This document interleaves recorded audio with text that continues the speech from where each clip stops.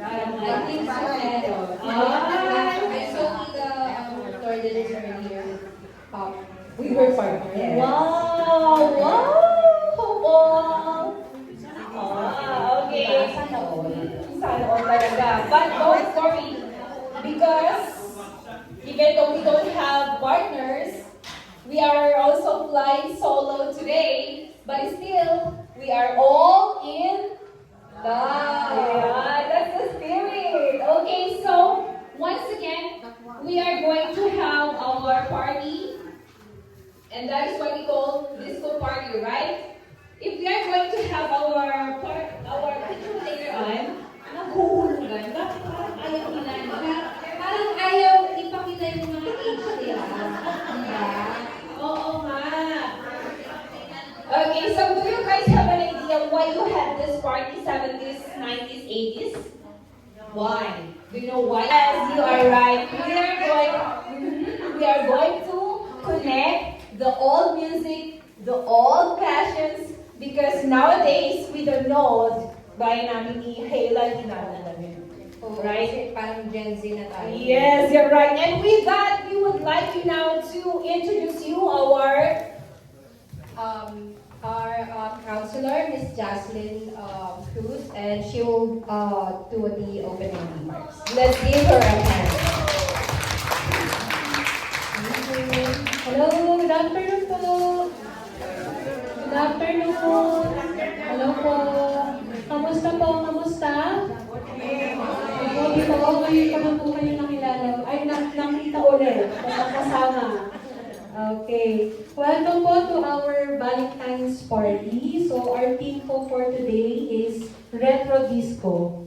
So, naka-ready po ba ang mga outfit? Sino mo naka-outfit today? Shine time pa sila. Okay. So, I know we have guests po and mga new members po sa ating seniors. I would like to introduce myself ulit. My name is Jessie. And I'm handling the seniors and women's po dito sa Kababayan Multicultural Center. Okay po? So gusto ko lang pong tawagin. So we have two groups po here in Parkdale. So we have women's group and we also have the seniors group. With you all today. As many of you know, Tatay Guido is officially turning over his position and responsibility as a president of the Seniors Queen Office and effective immediately. So I'm the vice president before with Tatay Guido. So he is turning over from me.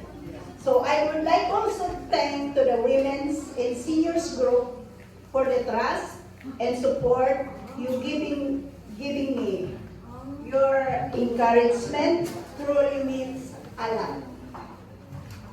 I am committed to doing my very best to serve our community with dedication, integrity, and compassion. And then God bless us all. Thank you po. I'm Ana Labasog and I'm the president of the Women's Network.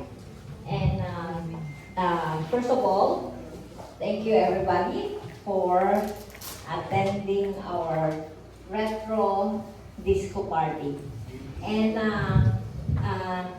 I'm really appreciated that even though the weather is not cooperating, you're still here.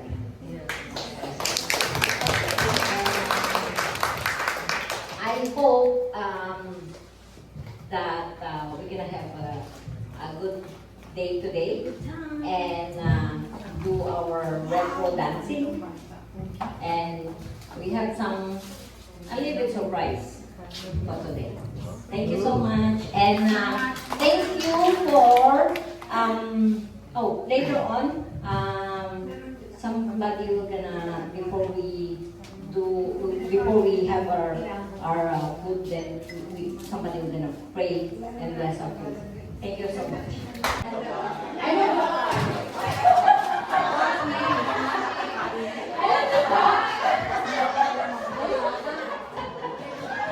Alam mo yung si Tito. Alam mo yung narinig ako dito sabi nauso yun.